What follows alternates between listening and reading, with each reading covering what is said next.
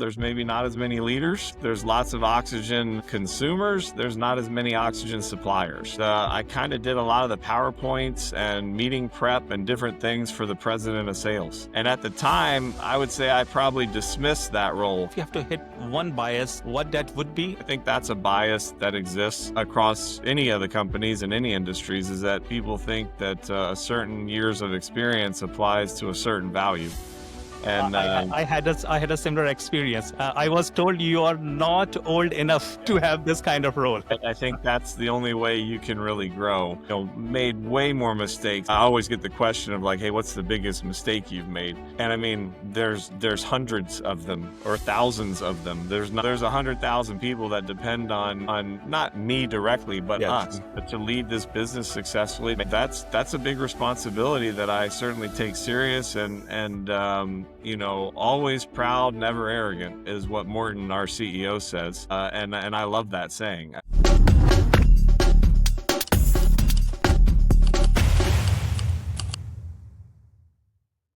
This is the Oil and Gas Breaking Bias show, where we are going to invite industry leaders to talk about their journeys and also technologies of tomorrow in an effort to break some of the biases that might have formed around this energy industry. Hello, everyone. I hope you're happy and healthy. I'm Anand Jha, and you are listening to the Oil and Gas Breaking Bias show. Today, I'm very happy and excited because we will be joined by a true leader with dynamic journey, Brendan Spencer, President of Motion Business at ABB. Brendan's journey from sales rep to the top of one of the leading technology companies is true testament of his hard work, humility, and vision. His journey is not just about rising to the top, but it's about staying true to your values, embracing change, and also inspire others to rise with you. So with that, let's deep dive into his journey and also the mindset to break bias and lead from the heart in this ever-evolving world around us. Brendan, it's an honor to have you here. Welcome to the show. Hey, thanks a lot. Thanks for having me. A pleasure to be here, and certainly look forward to the conversation. Definitely. And here we have opportunity to learn from you and to get inspired and do better, to do better Yeah, in our I hope career so. and There's business. a lot of pressure, but let's see. I hope so. No. I know you have achieved a lot, and that's we are going to talk about. So I don't want to waste any other minute. Can you please talk about your journey? You have a long career from sales to now leading a global organization. What are the key moments or decisions that defined your journey? And also talk about some of the biases and stereotypes that you might have came across. Yeah, sure. I'm not an engineer, so I play one in real life, I guess, but I'm not an engineer by education. I went to Virginia Tech, grew up in Virginia, and went to Virginia Tech undergrads in economics. So I have a business degree. After that, I had an opportunity to get into inside sales at Siemens. So I moved to Florida, went to Siemens inside sales, so kind of quoting, tracking deliveries, all those kind of tactical things. I would say is basically what I was doing, trying to help salespeople be successful. Moved into kind of a strategic marketing role, and one of the main roles that I had at Siemens before I left there was I kind of did a lot of the PowerPoints and meeting prep and different things for the president of sales. And at the time, I would say I probably dismissed that role a bit and thought that, I had more potential than that, or I should be doing something higher value or these sort of things. And when you reflect on it now, it's probably one of the more valuable roles that I had in my career, because I learned how to be around executives, what they thought, how they wanted to see information, how they communicated things to customers, to suppliers, to their teams. And so for me, that was really valuable. And so then I made the decision to leave Siemens. I had an opportunity to take a different role. It didn't work out. And, at that time, there was a little bit of a ceiling, I would say, depending upon how young you were or how much experience you had or those sort of things. And so I think that's a bias that exists across any of the companies in any industries, is that people think that a certain years of experience applies to a certain value. I had a similar experience. I was told you are not old enough to have this kind of role. Yeah, exactly, exactly. And so I think that wasn't going to work for me. So my ambition and kind of what I thought I could contribute to a company was maybe bigger than they were willing to put out there at the time. And so I had some friends and family at ABB Came out to Houston, interviewed, and next thing you know, I'm in a U-Haul driving down I-10 heading to Houston. I moved here thinking I would be here for 3 years, and then ABB would move me somewhere else, and I'll be 19 years in Houston. Both my kids born here. It was certainly home for me, and then progressed through sales roles, individual contributor roles, global sales jobs. And then I had another pivot to make, which was, do I stay in a commercial role or do I go into a general management role? Mhm. And so I decided to go into general management, had a lot of great support around me, leaders that mentored me, all sorts of things. And so ran the US, ran North America, had an opportunity to lead one of the divisions, which was process industries, so metals, mining, pulp and paper, cement. Went from there to energy, which is the biggest division in our process automation business area and the global energy business. And then was fortunate to be selected in August of last year to join the executive committee of ABB and step into leading the motion business area, which has been a whole nother set of experiences and learnings and challenges across the last 8 months. So it's been a ride, I would say, across the last 19 years at ABB. Definitely, I could see you have broke many biases. The first thing you said, you are not an engineer, but leading one of the top technology companies in the world. And then you just also talked about the age bias. Yeah, sure. So it goes both ways. Sometimes we say like you're too young, you're too old, like instead of looking into the capabilities of that individual. Yeah, I think you have to look at the person. I always talk about when we're looking at talent, I always ask the question of do they have the runway? So Yes, can they get to where we need them to be and can we help them get to where they need to be? And so, some leaders stand in front of you and pull you, others stand behind you, push you, but also catch you if you fall. And definitely. so I'm much more around that kind of school of leadership. And for me, servant leadership is everything. It's all about the people around you. It's about the teams that are doing the work. It's about shining the spotlight around them and giving the organization oxygen. So anybody that's worked for me ever has probably heard me talk about giving oxygen. There's lots of managers in the corporate world. There's maybe not as many leaders. Yes, you're right. There's lots of oxygen consumers. There's not as many oxygen suppliers. And Yes. my view is you got to give people oxygen. And definitely. And you talk about the leadership. Sometimes people say, I'm a leader, but when there's a high stake environments, they immediately go into the shell in that manager mode and then forgets about everything. And the timeline is more important than anything else. Yeah, I mean, I think there's times for that. I mean, COVID was an example, or material shortages, or different things that happen. There's certainly times to be a manager, tactical, get Yes. in the trenches and deal with things, et cetera. But more times than not, it's about providing that environment, providing that direction, and kind of the space for the team to operate. I mean, as long as everybody has a very clear definition of what success looks like and how we're measuring it, you can then empower people and hold them accountable. Makes sense. And also, you talk about you have changed multiple roles, like during this journey. How was it like to making yourself uncomfortable? Because yes, everybody wants to do something, but there is always a bias inside you. Like, will be successful in that role because I'm already successful in this role? Yeah. Have you came through have you came through that thought in your journey? Yeah, I mean, I would encourage everyone to get comfortable being uncomfortable. I think that's the only way you can really grow. Made way more mistakes. People, I speak to younger groups of people all the time, so young talents and people on rotations and ABB and these sort of things. And inevitably, I always get the question of like, "Hey, what's the biggest mistake you've made?" And I mean, there's hundreds of them or thousands of them. There's not. It's almost impossible to answer that question. Yes, right. I mean, that's how you learn, that's how you grow, so you gotta be uncomfortable and willing to do that, and I think, when probably the biggest challenge for me or biggest mistake I made was when I went from being an individual contributor, which I've been all my life, you can kinda be a doer, you can Yes. take a lot of the load on yourself. When I went to leading a team of people, you can't do that, and I did it. I micromanaged everything, I was in Yes. everyone's details, I was working all the time and all this stuff, and I was drowning the organization. And because you look for perfection, Yeah. because yeah, that's what happens. Yes. Yeah, it's really you take all the power away from people, you take all the entrepreneurial spirits away from people, Yeah, it was bad. So yeah, to those that I managed first, I apologize for how that went. And that's why we talk about humility. Like that's people talk about you. Like connecting with the people, and also is, I think, understanding the mistakes can happen with from anyone. Nobody is that perfect, and then you learn from those mistakes. Yeah, look, I mean, it's extremely, I take it never for granted that I have the opportunity to serve in motion now 23,000 people. I Mhm. don't only look at it as those 23,000 people, but a lot of people have a partner, a wife, a husband, whatever. They have kids or others that depend on them. So, there's 100,000 people that depend on not me directly, but Yes. us to lead this business successfully, to make the right decisions, to make it successful. And that's a big responsibility that I certainly take serious, and always proud, never arrogant is what Morton, our CEO, says. And I love that saying. I think it's really, really important. And I also come from Siemens, so now I work for ABB.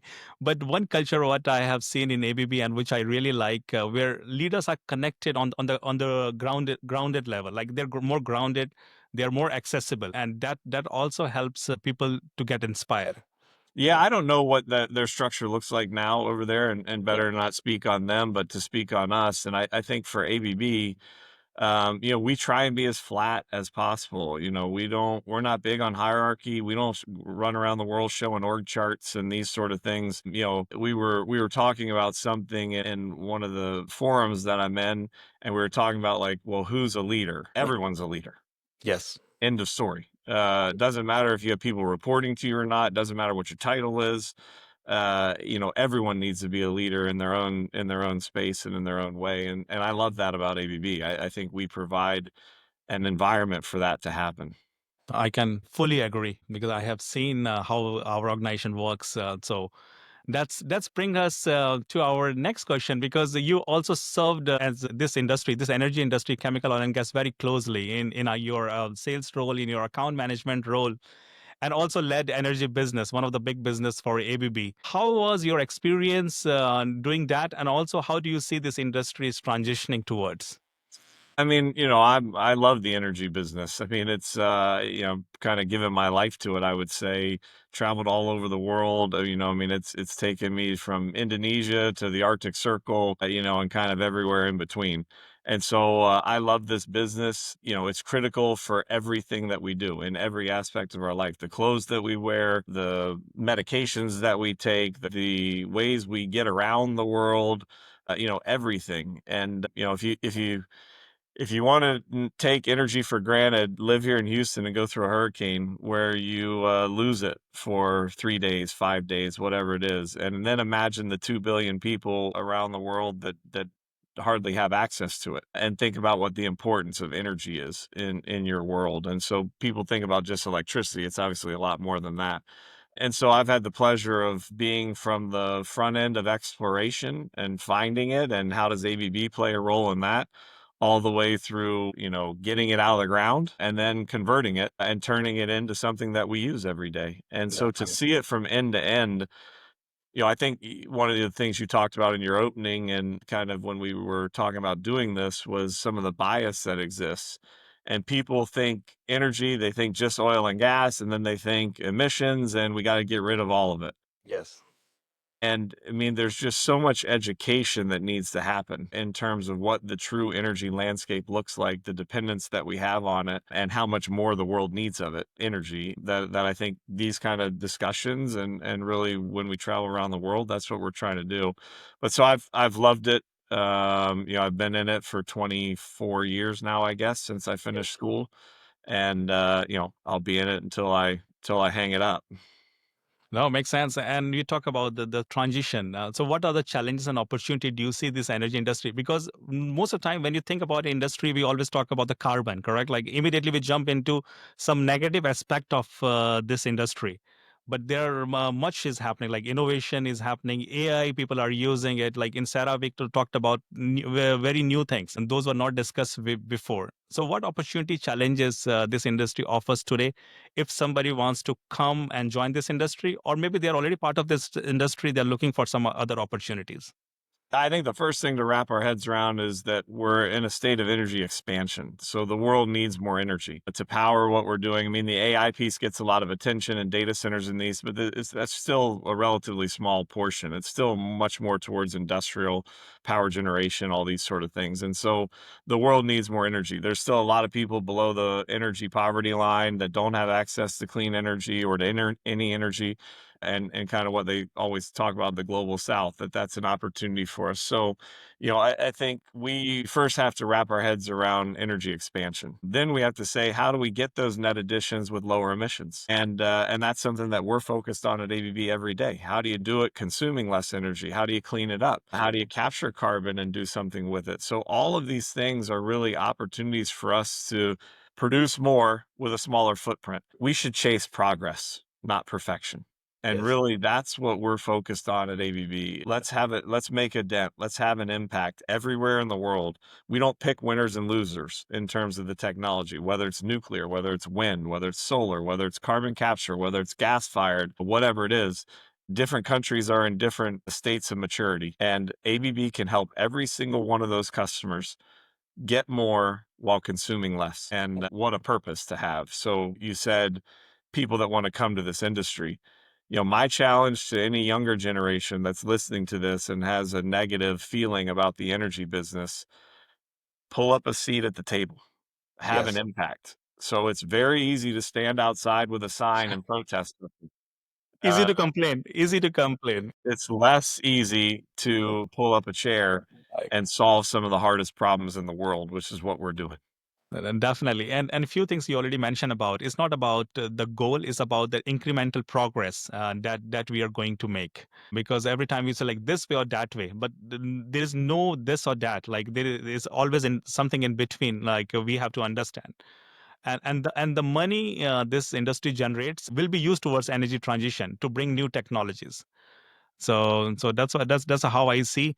And also you talk about coming to this industry. One thing we come again and again, like every 10 years we say like this industry is dead, like now look for something else. But you are serving this industry much longer than me, and you have seen, we hear about these things, but this industry is not going to die. Oh, look, I mean, the world needs energy. Yes. Energy growth, even exceeds GDP growth. And so as economies mature, as, for people that don't have access to clean power or to energy, electricity, the first thing they do when they get electricity is what? A refrigerator, something to keep food for them and their families and Definitely. everything else in good shape. Then it's air conditioning or Yes. heating or whatever it is. And I mean, I think we would all say that people are entitled to those things. Yes. That's kind of a basic need, and so they have the opportunity to do that with increased energy. So, everybody wants a transition to happen overnight, and Yes. again, I think that's on us in the industry to do a better job educating. Many of the previous transitions, if you go from biomass to coal, coal to oil, oil now to natural gas, all of those transitions are getting more energy density for cheaper. Yes, you're right. This energy transition is not so much that. This is, it might not be more energy density. It might be more expensive at first, but you can see what's happened with solar, what's happened with wind. The cost curves have come down. I drive an EV. I have an electric car, and I love it. Quite honestly, I spend $30 to $40 a month on electricity. That's my fixed cost for that car. It's next to Uh, impossible. and it's fantastic. Like, Yes, you're right. I always say it's an and equation, not an or equation. It's all the above. It's Yeah, not all of the above, not turn definitely. off oil and gas tomorrow because it's impossible. Because And so I think we have to do a better job educating. And I definitely, and you also already mentioned about ABB technologies, that can help into this transition. Because as we said, we don't pick winners. We want to be part of this incremental journey that industry is going towards. Yeah, I mean, I met with a customer this week in Houston who's geothermal, base load power, and ABB has a lot of great offerings to help them do it even more efficiently, package a solution together and deliver a great thing for them. And that's, clean energy. At the same time, we'll do something, for an oil and gas customer. So it's all the above, but we just have to chase progress. Definitely, and I think the progress will continue for many years to come. So the message is here: this industry is not going anywhere. So No. be part of this industry and learn from it and grow with it. That's right. I mean, you've done it yourself, and a lot of people watching the video, you can have an amazing career doing something that is purpose driven. Mm. You can see the world. Yes. I was telling a younger group of people earlier that I think I'm on my fifth passport, and that's after adding pages all the time because you run through so many stamps going all over the world. And I mean, what Definitely. other industry can you do that in? Definitely. And I have seen, as you said, like in my role, I came across and explored so many new things that I didn't know about it, like when you go out, you see there's lot to offer. So with that, we can continue this discussion about this industry, but coming back to your journey, you have went through many transition, but if you're given a chance to relive your journey, what changes you might make? I think I've been really fortunate to have some great support structure around me in the journey, in the corporate journey, whether it was at Siemens or at ABB, people that I'm still associated with now that have kind of mentored me and sponsored me and challenged me. So pointed out things that I've done. If I look back on the journey, there's certain decisions that I would have taken much faster. There's other decisions that I probably would have slowed down on and been a little bit more considerate or a little bit longer forward looking. And so, I'd be impossible to pinpoint one thing across the last 25 years, 24 years, but I think the speed at which you do things, I always tell my team, you kind of got to drive with your feet on the gas and the brake because you can't just always be all gas all the time. And at different points in my career, I wanted to achieve things faster than you probably could, or I pushed the organization too hard and these kind of things. And I would have been better served balancing gas and brake, which hopefully I'm a little bit better at that now. Makes sense. And I think that also comes with experience over the time.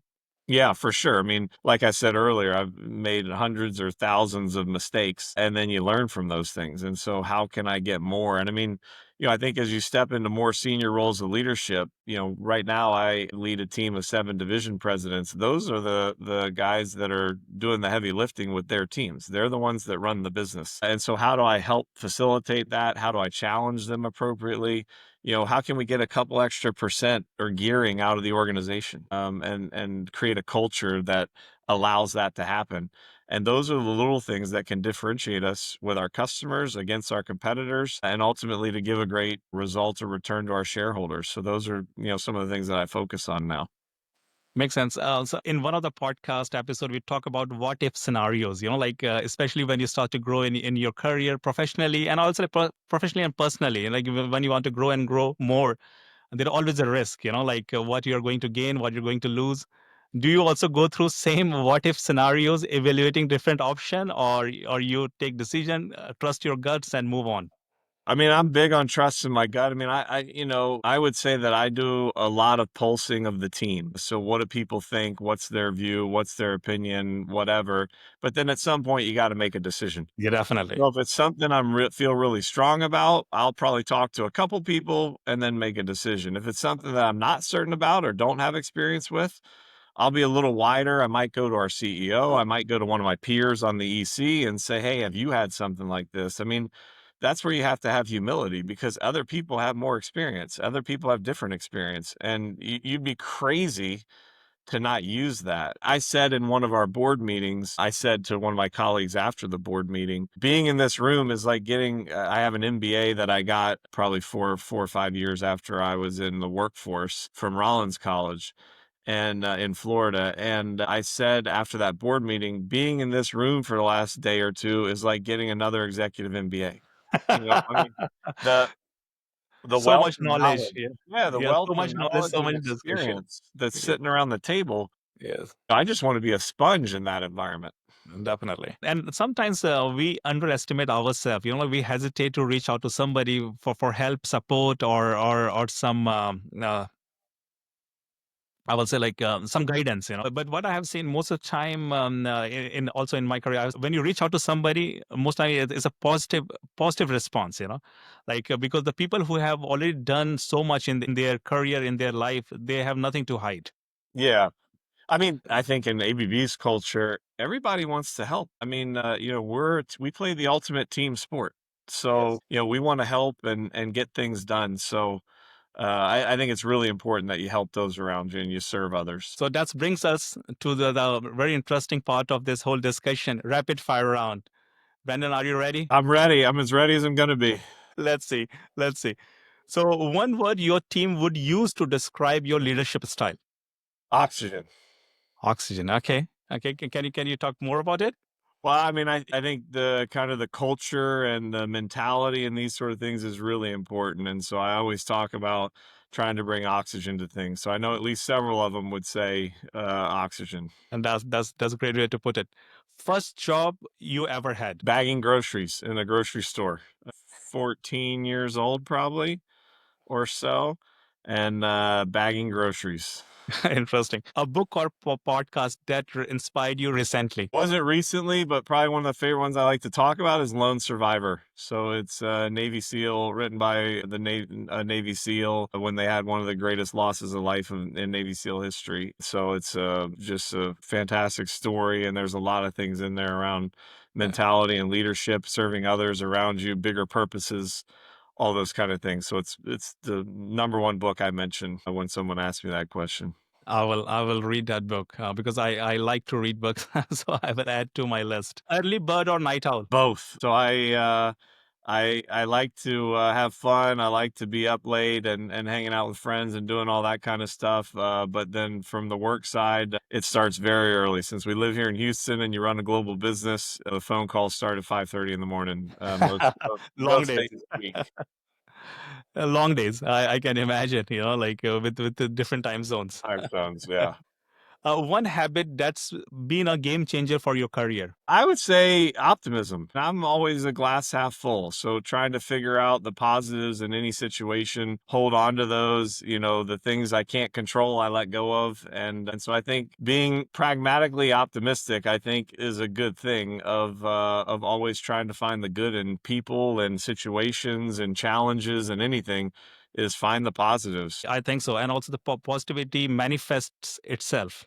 For You know, sure. Yeah. so that's great. Biggest myth about leadership. Cool. That it's easy. Uh, no, I don't know the biggest myth. I mean, I think some people would say that it's telling people what to do. And I don't think that at all. I think it's showing and facilitating an environment where they figure out their path to it. Understood. There's no straight line to leading people, and everyone's going to do it differently. It doesn't mean it's right or wrong. So it means more empowerment For to the sure. team. I'm a very big believer on defining success, defining how we're measuring it, empowering and holding accountable. That makes sense. One thing you do daily to stay grounded. Exercise. So I try and exercise a lot. It allows my brain kind of a relief to dump out anything going on and start over a little bit. And then when I'm in Houston, it's time with my kids. I think COVID for me was life changing in a positive way that I came off the road for 2 years and I had the opportunity to really form a bond with my children that, hopefully will never be broken. That's really good. Favorite way to celebrate your win? With the team. So anything, whatever that looks like, whether that's just out to dinner, whether it's to have a drink, whether it's to do some sort of team building activity, whatever it is, we play the ultimate team sport in ABB, and no one can invent it, sell it, service it, build it, engineer it, invoice it, whatever. We play the ultimate team sport, and so I Yes. think recognizing the team and shining the light on others most rewarding part of my job. I think so. It is also important because in every win, there's so many people are involved. Sometimes they are not visible, so it's Yeah. good to give credit to them as Yeah. well. You It's know. how you supply oxygen. So Yes, back to my I little think I think example. that that's good thing I've learned about this oxygen, like as a part of a leadership style. I've heard many other things, but I will keep in mind oxygen next time. Let me talk about losses. How do you handle big loss? Yeah, look, you have to learn from it. You have to take your time to process it, and whether that's on the personal side or professional side. I mean, I've gone through a lot of different challenges, whether it's direct family, indirect family, friends, colleagues, etc., or whether it's losing an order, losing a contract, losing a customer, all these kind of things. And I think first thing you have to do is accept it, process it, learn from it, and move along because you can't change what happened a minute ago. It You does you you cannot no start. good to let it sit in your head. that you cannot stuck in the past. Let's focus on future. On Yeah. that's more important.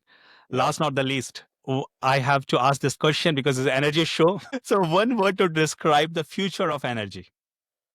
I was just asked this at CERAWeek, and I think my answer was flexible. And yeah, flexible, because I think it's going to be really important that we have all these different energy sources, so that we have the ability to navigate the climate, the energy expansion, the needs of people to develop. And so we've got to have an energy landscape that can adapt or is flexible. And that's great. So with that, you have passed with the flying colors. I could say that. I don't know about that, but we completed the time, I guess. No, no, I think it went really, really good. That also brings us to the last part of our discussion today. I have two quick things to know from you. We have discussed many things about the age bias to making yourself uncomfortable, networking and mentoring, like you also mentioned about it. But if you have to summarize everything in I will say one or two sentence for somebody who is looking to make it big, it like you, what that would be. So I use this every single time. There's an acronym called PIE, PIE, which is performance, image, and exposure. You have to perform. You have to deliver results. Your image is, what do you want people to think of when they say your name? So if someone says Anand, what's the image? What pops into Yes. your head? You control that. And then exposure is, get out of your comfort zone, raise your hand, serve others, be in the community, take on additional assignments. All those things are critically important for you to progress your career.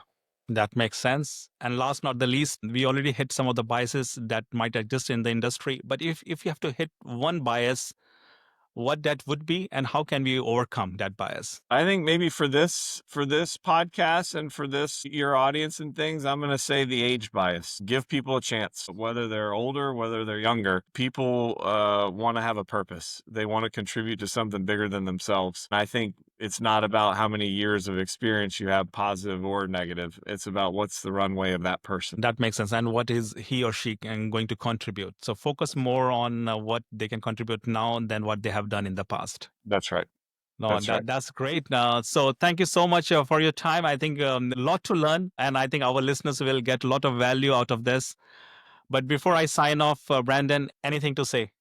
Hey, thanks for having a fellow ABBer on. And I think it's great that as an employee, you're also doing this to try and expand kind of the footprint of our brand, but also step out of your own comfort zone. And so appreciate you having me on and getting a chance to talk a little bit about some of the softer topics that I think are really important for anyone out there trying to navigate their own career. So with that, thank you so much, Brandon. I will sign off for now. Keep listening. Oil and Gas Breaking By Show. Stay tuned. See you next week. Have a great day.